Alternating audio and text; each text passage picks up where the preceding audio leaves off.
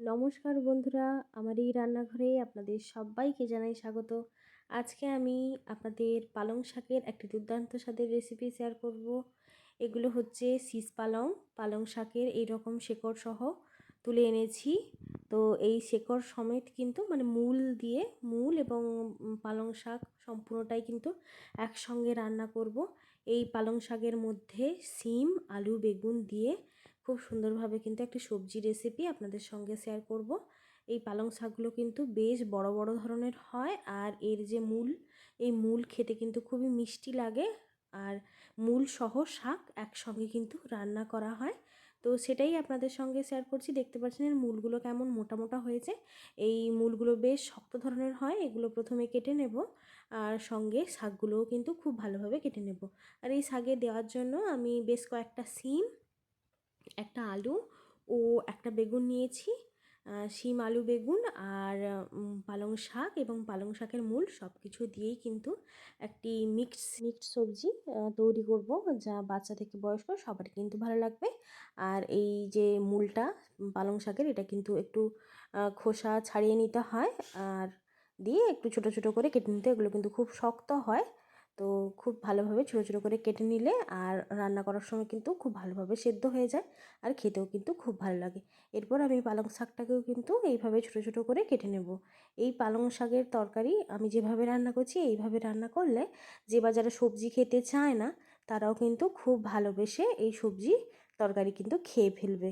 তো এই শাকে দেওয়ার জন্য শিম, আলু, বেগুনটাকেও কিন্তু কেটে নেব। আর আপনারা যারা আমার এই চ্যানেলে নতুন, আপনাদের কাছে অনুরোধ রইল, আমার এই রান্নার রেসিপিগুলি যদি আপনাদের ভালো লেগে থাকে তাহলে এই চ্যানেলটিকে সাবস্ক্রাইব করে পাশে থাকা বেল বাটনটি প্রেস করে দেবেন এবং নোটিফিকেশানটা অল করে দেবেন। তাহলে নিত্য নতুন ভিডিও নোটিফিকেশান আপনার কাছে পৌঁছে যাবে। আর অবশ্যই কিন্তু একটি কমেন্ট করে জানাবেন কেমন লাগলো আজকের এই পালং শাকের রেসিপি। তো চলুন বন্ধুরা, রেসিপিটি দেখে নেওয়া যাক। রেসিপিটি কিন্তু খুবই সহজ, একদম অল্প সময়ের মধ্যে তৈরি হয়ে যায়। এখানে আমি কিন্তু কড়াই চাপিয়ে দিয়েছি, কড়াইটাকে খুব ভালোভাবে গরম করে নিয়েছি। এরপর আমি দুটো শুকনো লঙ্কা ও একটা তেজপাতা কেটে এইভাবে তেলের মধ্যে দিয়ে দেব, এবং একটু হালকা কিছু সময় মতন তেলের মধ্যে দিয়ে নাড়াচাড়া করে নিলেই কিন্তু শুকনো লঙ্কা খুব ভালোভাবে ভাজা হয়ে যাবে। এরপর আমি দিলাম হাফ চা চামচ কালো জিরে এবং এক চিমটে হিং। এই রান্নাটিতে কিন্তু হিং এবং কালো জিরে অবশ্যই দেবেন। এই দুটো মশলা কিন্তু না দিলে একদমই ভালো লাগবে না, আর এই দুটো মশলা স্কিপও করবেন না, খুব ভালো খেতে হয়। আমি যেভাবে রান্না করছি এইভাবে ঠিক একইভাবে কিন্তু রান্নাটা করে নেবেন বাড়িতে। এরপর আমি হাফ চা চামচ গোটা জিরে, হাফ চা চামচ পাঁচ ফোড়ন দিয়ে হালকাভাবে কয়েক সেকেন্ডের জন্য একটু নাড়াচাড়া করে নেব। জিরে এবং পাঁচ ফোড়ন খুব ভালোভাবে ভাজা হয়ে গেলে, ভাজা গন্ধ উঠলে, তখনই কিন্তু কেটে রাখা আলু, বেগুন, শিম একটা শিমকে আমি দুভাগে কেটে নিয়েছি, আর আলু, বেগুন ডুমো ডুমো করে কেটে নিয়েছি। এরপর প্রায় 2 থেকে 3 মিনিট এই সবজিগুলো সব তেলের সঙ্গে কিন্তু কষিয়ে নেব। প্রায় 2 থেকে 3 মিনিট কষিয়ে নিলেই কিন্তু হয়ে যাবে। তো সিম একটু যাতে না সবুজ গন্ধ না করে, সেই জন্য কিন্তু একটু ভেজে নিতে হবে। কয়েক মিনিটের মতো নাড়াচাড়া করে নিতে হবে। এরপর পরিমাণ মতো লবণ দিলাম। আপনারা আপনাদের শাকের পরিমাণ অনুযায়ী এখানে কিন্তু লবণ দিয়ে দেবেন। শাক যদি খুব বেশি হয় তাহলে লবণের পরিমাণটা বেশি দেবেন, আর অবশ্যই পালং শাকে কিন্তু কম লবণ দিয়ে রান্না করবেন। পালং শাক বেশি লবণ দিয়ে দিলে কিন্তু একদমই ভালো লাগে না, আর পালং শাক কিন্তু খুব অল্প লবণেই রান্না করতে হয়। এরপরে বেটে রাখা আদা এই সবজির মধ্যে দিয়ে দিলাম, এক চিমটে চিনিও দিলাম। তো এই শাক একটু মিষ্টি মিষ্টি হলেই কিন্তু খেতে বেশি ভালো লাগে। আদা এবং চিনি দিয়ে আরও 1 থেকে 1.5 মিনিট এইভাবে একটু কষিয়ে নিতে হবে। রান্নাটি কিন্তু খুবই সহজ, যারা রান্না করতে জানেন না তারাও কিন্তু খুব সুন্দরভাবে তৈরি করে নিতে পারবেন। একবার দেখে নিলেই কিন্তু একদম খুব সুন্দরভাবে তৈরি করে নিতে পারবেন। এরপর দিয়ে দিলাম হলুদ গুঁড়ো। এই তরকারির মধ্যে আর কিন্তু কোনো প্রকার ঝাল লঙ্কার গুঁড়ো কিংবা কাঁচা লঙ্কা কিছুই দেব না, শুধুমাত্র হলুদের গুঁড়ো দিলাম। এরপর বেশ কিছু সময় একটু নাড়াচাড়া করে নিয়েছি যাতে আদার কোনো কাঁচা গন্ধ না থাকে। খুব ভালোভাবে একটু কষিয়ে নিয়েছি।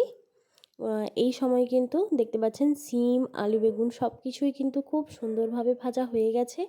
এই সময় কেটে রাখা পালং শাকগুলো কিন্তু সবগুলো একসঙ্গে দিয়ে দেব। পালং শাক দিয়েও বেশ কিছু সময় কিন্তু নাড়াচাড়া করে নেব। ওই পালং শাক থেকে অনেক জল বেরোবে, সেই জল দিয়েই কিন্তু আলু, বেগুন খুব সুন্দরভাবে সেদ্ধ হয়ে যাবে। এরপর কিন্তু গ্যাসের ফ্লেম হাই করে বেশ ভালোভাবে নাড়াচাড়া করে সম্পূর্ণ মশলার সঙ্গে আলু বেগুনের সঙ্গে পালং শাকটা মিশিয়ে দেব। আর দিয়ে নাড়াচাড়া করে রান্নাটা করে নেব, যাতে পালং শাক খুব সুন্দরভাবে সেদ্ধ হয়ে যায়। আর পালং শাকের যে মূলগুলো দিয়েছি ওই মূলগুলোও যাতে খুব সুন্দরভাবে সেদ্ধ হয়ে যায়, এবার সম্পূর্ণ সবজিটা খুব ভালোভাবে সেদ্ধ হয়ে যাবে। এইভাবে নাড়াচাড়া করতে করতেই কিন্তু পালং শাক গলে অনেকটা কমে যাবে, আর পালং শাক থেকে অনেকটাই জল বেরোবে। ওই জল দিয়েই কিন্তু সম্পূর্ণ রান্নাটা হয়ে যাবে। এরপর আর কিছুই নেই, শুধু নাড়াচাড়া করে নেব আর বেশ কিছু সময় নাড়াচাড়া করে তরকারিটি তৈরি করে নেব। এইভাবে নামমাত্র মশলা দিয়ে কিন্তু খুব অল্প সময়ের মধ্যে পালং শাকের একটা সুন্দর এবং সহজ রেসিপি তৈরি করে নিতে পারবেন। একদম চটজলদি তৈরি হয়ে যাবে। আর এইভাবে যদি রান্না করা হয়, যে বা যারা পালং শাক খায় না তারাও কিন্তু খুব ভালোভাবে পছন্দ করবে এই পালং শাকের তরকারি। তো এই পালং শাকের তরকারি করার জন্য খুব অল্প তেলেই কিন্তু হয়ে যায়। তো এরপর শুধুমাত্র কিছুই না, নাড়াচাড়া করে নেব খুব ভালোভাবে।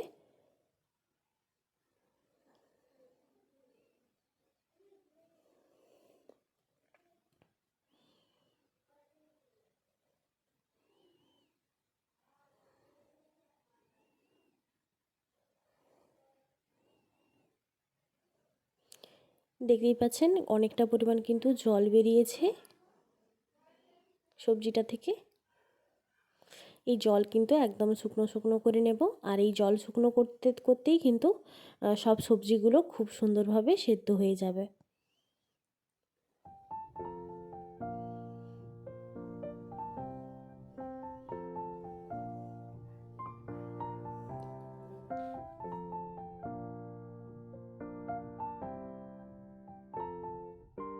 বেশ অনেক সময় নাড়াচাড়া করে জলটাকেও বেশ শুকনো শুকনো করে নিয়েছি। এই সময় এই তরকারির মধ্যে দিয়ে দিলাম পোস্ত। চাইলে আপনারা পোস্ত নাও দিতে পারেন, তবে আমি এইভাবে একটু পোস্ত ছড়িয়ে দিলাম সবশেষে। তো পোস্ত দিয়ে আরও বেশ কিছু সময় একটু নাড়াচাড়া করে নেব। এখানে আমি কিন্তু খুবই অল্প করে পোস্ত দিয়েছি। দিয়ে বেশ নাড়াচাড়া করে কিছু আলু আমি এখানে ভেঙে ভেঙে দেব, দিয়ে বেশ একটা মাখা মাখো একটা তরকারি করব।